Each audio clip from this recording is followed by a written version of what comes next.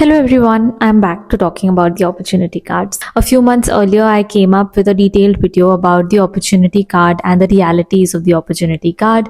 Everyone on YouTube is talking about this particular job seeker visa, which has been recently introduced, and how it's so easy to get this visa. But what no one is talking about, and this is bothering me, is that getting the card is the easiest part. Getting this visa is the easiest part. Surviving to in Germany, actually landing a job, applying to jobs, that's the hardest part. And before you quit your paid job in India and come here to just look for a job, please listen to this carefully, because I personally know how tough this can get for newcomers. Welcome back to my channel. My name is Samiksha. If you're new to my channel, I make videos on academic and career related topics. I live in Germany and therefore make a lot of content about living, working, studying in Germany. To talk about the opportunity card, which sounds really great. It's a great opportunity, right? Right, inviting skilled workers to come and work in a new country. And on paper this is really amazing. Why? Because if you are a skilled worker, or you hold a university degree, the point based system to get this card is simple. You can enter Germany without a job contract. You can stay for up to 1 year, and during this time you look for a job in your field of interest. And once you get, and you also have the possibility to work part time. But there are some things that you probably are not aware about part time work in this scenario as well. So although this sounds very perfect, the reality and the success rate of people actually getting a job while being on an opportunity card is really low. The success rate at this moment is really less, because Germany's job market right now is not great. Many companies are cutting costs, and even local Germans, so even the local people, the native people, are struggling to find work. Competition is high, not just from internationals but also people within the EU. So while you are searching, you are living entirely on your savings.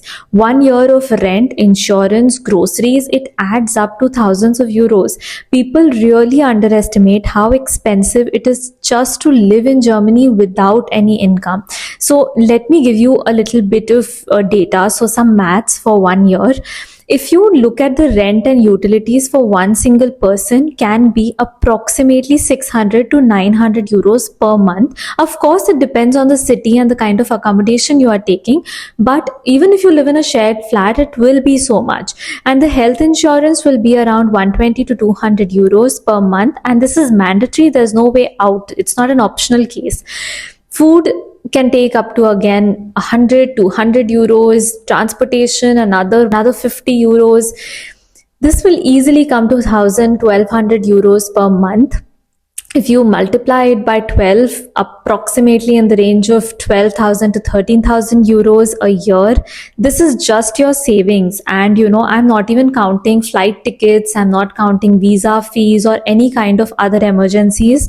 So the problem here is that people don't realize that getting the card is easier than finding a job in Germany. You cannot just do any random part-time job. So people say that, yeah, in an opportunity card you have the possibility to do a part-time job, but the card allows you to work part-time also only in your field of study or skill. So it's unlike the student visa. In student visa you can work part-time even in restaurants, cafes, delivery jobs, odd jobs, but not in the job seeker visa. So the opportunity card is a skilled job seeker visa, right, for skilled people. So they want to invite skilled workers. So even if you work part-time, you'll have to work in your field of interest or for which you have been given that card, right? If you're an IT professional, you must find a job part-time or full-time in IT, right? So that's not an option. Now you are restricted to part-time work in your professional field, but if no one is hiring, you are stuck burning through your savings. I recently saw a video of someone who was saying how depressed he was since the past 8 months, because he had used up all his savings and not gotten a job. Even if he found interviews after a point of time without German proficiency, it was so hard to compete with other candidates who were being interviewed for that position. And eventually the interview process in itself is so long. It takes about 2 months to do the first interview, the second interview, and he appeared for 5 interviews and was still rejected. So he seemed so depressed, and I really thought that I need to make this video because getting the card is just step number one. There are very few success stories of people finding a job while being on opportunity card, because 1 year today in 2025 can be very less. 1 year will fly like this because the job market is so bad currently. And of course you need German proficiency, around the level of B1 B2. You have to use your savings to find to while you are an opportunity card. Then, and these savings eat through your budget so fast, you don't realize it. And there is no guarantee that somebody gets a job in 1 year. And in no means I am not wanting to discourage anybody through this video. What I'm just trying to say is you have to prepare for these current difficult economic times, and probably also look at what will be the success story of this opportunity card. If you're serious about coming to Germany, what I really recommend is that apply for interviews while you are still in India. So if you have a job in India and you want to eventually work in Germany, move to Germany, then apply for jobs while you are in India. Most interviews happen remotely. If you get a job contract, you can move on an EU blue card. Directly with the help of that job contract, you can apply for the EU blue card and then move. So in this way, you don't leave your job in India and come to Germany just to seek a job, right? Eventually, if you do want to come on opportunity card, you have that many savings and you want to give it a shot, then come with at least B1 level German proficiency, because English alone will not qualify for most of the jobs. And it will also help you become more strong, as a strong competitor in the job market. And don't get swayed away by YouTubers, influencers telling that there are hundreds of jobs, Germany is inviting skilled workers, so and so, and all this is very easy to say, but this is absolutely not the reality. If you actually look at the stories of people who have come on the opportunity, I mean, I'm sure you can watch it on YouTube.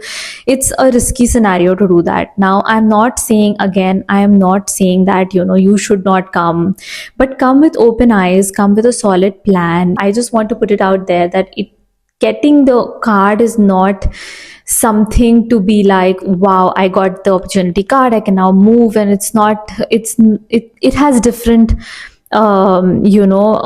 rules in comparison to a student visa per se. And like I said about part-time work, okay, so you need to really look at the real picture to make such huge decisions.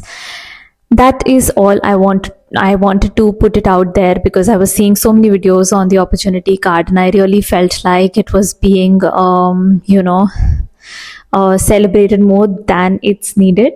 And yeah, I just thought that I should make a video a little bit about it and say that don't blindly believe consultants or influencers who are trying to say that there are hundreds of jobs and the country is inviting skilled workers.